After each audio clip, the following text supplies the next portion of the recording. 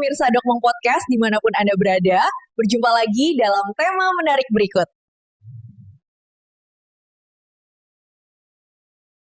Halo semuanya, selamat datang lagi. Hari ini kita mau coba ngupas tuntas satu artikel yang lumayan bikin penasaran. Judulnya One Piece Satu Solusi, Islam Melawan Kapitalisme. Penulisnya Pompi Syaiful. Wah, One Piece. Yang lagi rame banget itu ya? Iya.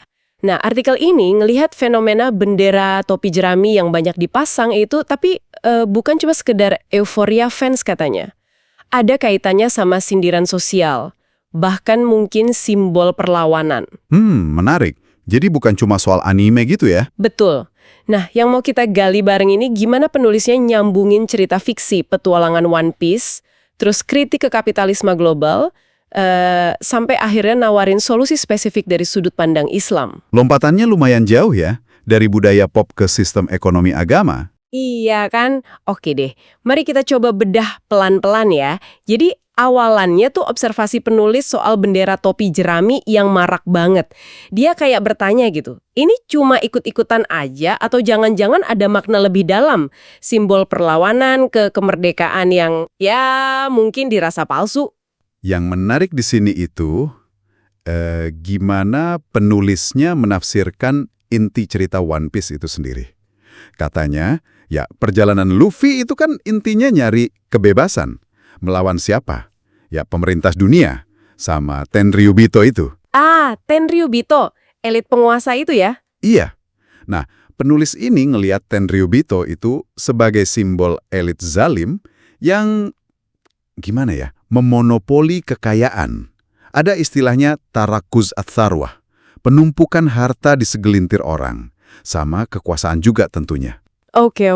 Nah, semangat perlawanan Luffy ini, menurut penulis, itu kok kayaknya nyambung gitu, sama perasaan anak muda sekarang yang mungkin ngerasain ketidakadilan sistem, entah soal hukum atau pembagian sumber daya alam. Jadi ada resonansi gitu ya antara cerita sama dunia nyata versi penulis. Dari situ, dia langsung tarik garis ke kritik sistem dunia nyata. Kapitalisme global itu disamain sama sistem zolim di One Piece tadi. Ada beberapa poinnya nih. Apa aja tuh poinnya? Pertama, dia bilang masalah ekonomi utama kita itu sebenarnya bukan karena sumber dayanya langka, tapi lebih ke distribusinya yang jelek. Su'u atau zi kalau istilahnya. Oh, jadi soal pembagiannya ya? Iya, terus kedua, soal harga. Harga jadi raja. Ada uang, ada barang. Yang nggak punya uang, ya kesingkir gitu aja. Masuk akal sih kalau dilihat dari sisi itu. Ketiga, nah ini, sistem kapitalisme ini dibilang mendorong monopoli, ihtikar. Oleh siapa? Ya korporasi raksasa. Dia nyebutnya Tenryubito modern. Di sini nih argumennya jadi, wah lumayan tajam ya. Terus dia kaitin ini langsung ke keresahan anak muda gitu. Betul, kayak sulitnya cari kerja, harga-harga naik melulu, kesenjangan makin lebar. Jadi ya gitu dalam kacamata artikel ini, bendera topi jerami itu jadi semacam ya simbol perlawanan lah ya terhadap sistem kapitalisme yang dirasa nindas. Ini jadi bikin mikir ya. Mungkin Anda yang dengerin juga pernah nggak sih ngelihat fenomena budaya populer lain yang kayaknya dipakai buat nyampein kritik sosial semacam ini? Nah iya, pertanyaan bagus tuh. Oke, setelah kritik panjang lebar soal kapitalisme, pasti ada solusi dong yang ditawarin? Pasti. Apa solusinya menurut dia? Bukan Raftel atau dunia utopia fiksi gitu, bukan juga sosialisme. Penulis ini langsung secara gamblang bilang, solusinya Islam. Nah ini nih, gimana persisnya lompatan dari kritik tadi ke solusi Islam ini? Artikelnya terus ngejelasin beberapa mekanisme kunci dalam sistem ekonomi Islam yang dianggap sebagai jawabannya. Pertama, tujuan utamanya itu jaminan pemenuhan kebutuhan pokok sandang, pangan, papan buat semua orang di negara itu, termasuk non-muslim juga. Oh, jadi fokusnya ke kebutuhan dasar ya? Untuk semua. Ya, itu yang ditekankan. Kedua, ada konsep kepemilikan umum, milkiyah amlah. Sumber daya alam vital kayak tambang, migas, hutan itu dianggap punya rakyat. Negara yang kelola buat kemakmuran bareng.